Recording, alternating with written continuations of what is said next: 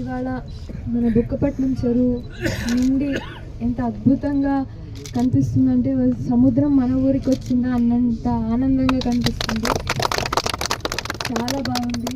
రైతులు హ్యాపీగా మంచిగా పొలాలన్నీ కూడా ఫుల్గా నింపుకొని నీళ్ళు సమస్య లేకోకుండా బాగా కృషి చేసుకోవచ్చు అని నేను హ్యాపీగా ధైర్యంగా చెప్పుకోగలిగే ఒక ఈరోజు ఇవాళ అని నేను గర్వంగా చెప్పుకుంటాను.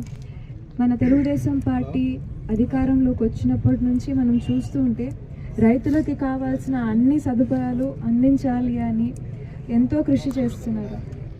ఇంకా మనము నీళ్ళ కోసము ఎంత కష్టపడ్డారో కొన్ని సంవత్సరాల క్రితం దాదాపు 17 సంవత్సరాల్లో 34 సార్లు మనకి డ్రాట్ వచ్చిన ఒక కండిషన్ మనం చూసాం సత్యసాయి జిల్లా, ఉమ్మడి అనంతపురం జిల్లాలో. ఇప్పుడు అలాంటి సిచ్యువేషనే లేదు.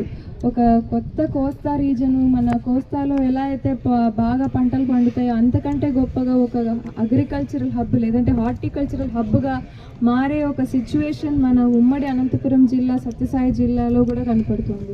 రైతులు ఒక్కటే ఆలోచన చేయాలి, ఏ పంట వేయాలి అనేది ఒక్కటే కరెక్ట్గా మనం ప్లాన్ చేసుకొని ఆలోచించి వేయగలిగితే ఇంకా మనకు తిరిగే ఉండదు.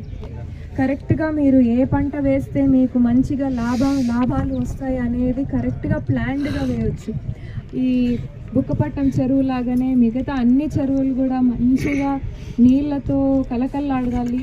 మనకి రైతులకి ఏ సమస్య నీళ్ళ రకంగా రాకూడదు అని గట్టిగా నమ్ముతారు మన సీఎం గారు.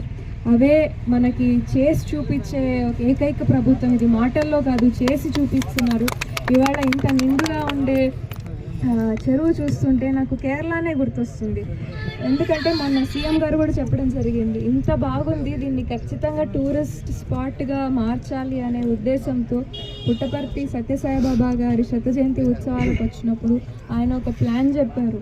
బుక్కపట్నం చెరువు చుట్టూ పుట్టపర్తి, కొత్త చెరువు, బుక్కపట్నంని 3 ఊర్లని కలిపి ఒక మంచి స్పిరిచువల్ సెంటర్ పుట్టపర్తిని మెయిన్గా హబ్గా పెట్టుకొని ఒక టూరిజం స్పాట్ లేదంటే ఒక దేశంలోనే ఒక మంచి స్పిరిచువల్ సెంటర్ డెవలప్ చేయాలి.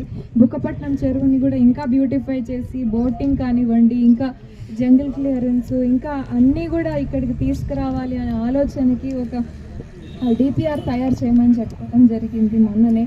అది కూడా కొత్త స్టార్ట్ అవుతుంది. డిపిఆర్ చేసి దీనికి ఏవైతే నిధులు కావాలో, ఎలా డెవలప్ చేస్తే మన రైతులే కాదు ఇక్కడ ఉన్న మనుషులకి ఎంత అభివృద్ధి, ఎకనామిక్ గ్రోత్ కానివ్వండి అన్నీ జరుగుతాయో అన్ని రకంగా మేము ముందరు తీసుకెళ్ళేకి రెడీ ఉన్నాం. Thank you. అందరూ సహకరించాలని కోరుతున్నాం. బుక్కపట్నం చెరువు పూర్తిగా నిండి మరవపోతున్న సందర్భంగా బుక్కపట్నం చెరువు చరిత్రలోనే మరొక సువర్ణాధ్యాయం. ఈ బుక్కపట్నం చెరువు చాలా పురాతనమైన చెరువు, చారిత్రాత్మకమైన చెరువు. 2500 ఎకరాల్లోని ఈ చెరువు విస్తరించి ఉంది.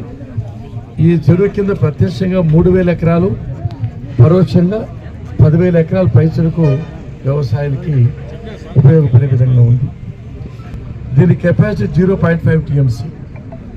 ఈ చెరువును 2014-19 సంవత్సరంలో నేను మంత్రిగా ఉన్నప్పుడు కరువు కాలంలో కూడా 3 సార్లు నింపడం జరిగింది. తర్వాత తిరిగి మళ్ళీ అధికారంలోకి వచ్చాము. నీళ్లు బాగా రావాలి, చెరువు పూర్తిగా నిండాలని ఆలోచన చేత మొత్తం అన్ని నివా కెనాల్ను లైనింగ్ చేయడం జరిగింది. మన నియోజకవర్గంలో దాదాపు 80 కిలోమీటర్ల పై చెరుకు లైనింగ్ చేసాం. 420 కోట్ల రూపాయలు ఖర్చు పెట్టినామని చెప్పి సందర్భంగా మీకు మనం చేస్తాం. రైతులకు ఎంతో అవసరమైన సాగునీటిని ఇచ్చేదానికి ఈ బృహత్తరమైన కార్యక్రమాన్ని చేపట్టినందుకు గౌరవ ముఖ్యమంత్రి శ్రీ నారా చంద్రబాబు నాయుడు గారికి ఇక్కడి సమావేశం ద్వారా కృతజ్ఞత తెలియజేస్తున్నాను. చంద్రబాబు నాయుడు గారికి ఈ బుక్కపట్నం చెరువు మీద నిర్దిష్టమైన అభిప్రాయం ఉంది. ఇంత గతంలో కూడా ఇక్కడ శిలాఫలకం వేసినప్పుడు జలహారతి కూడా అనేది స్వయంగా చేశారు. ఎప్పుడు మాట్లాడినా బుక్కపట్నం వచ్చే ఏదో విధంగా పర్యాటక కేంద్రంగా మార్చాలి, రోడ్స్ వేయాలి, సుందరీకరణ చేయాలి, దానికోసం ప్రాజెక్ట్ రిపోర్ట్ కూడా తయారు చేయమని చెప్పడం జరిగింది. తప్పకోకుండా బుక్కపట్నం చెరువుకు ప్రత్యేకత ఇస్తాం. ఒక టూరిజం కేంద్రంలో భాగంగా దీన్ని తీర్చిదిద్దామని చెప్పి సందర్భంగా మీకు గుర్తు చేస్తూ పంటలు పెట్టుకోండి. ఈ రైతన్న కోసం కార్యక్రమం కూడా నిర్వర్తిస్తున్నాము. రైతులకు కావాల్సిన సదుపాయాలు కూడా సమకూర్చాలని చెప్పి ఒక పంచసూత్ర పథకాన్ని కూడా ప్రవేశపెట్టాం. ఈ ప్రభుత్వం ఉండేది రైతుల కోసమే. రైతుల్లో ధైర్యం కలిగించాలి, రైతులకు అన్ని రకాల సదుపాయాలు కల్పించాలి, రైతుల నుంచి మంచి ఆదాయం వచ్చేట్టు వ్యవసాయాన్ని తీర్చిదిద్దాలని ఆలోచించేద్దాం.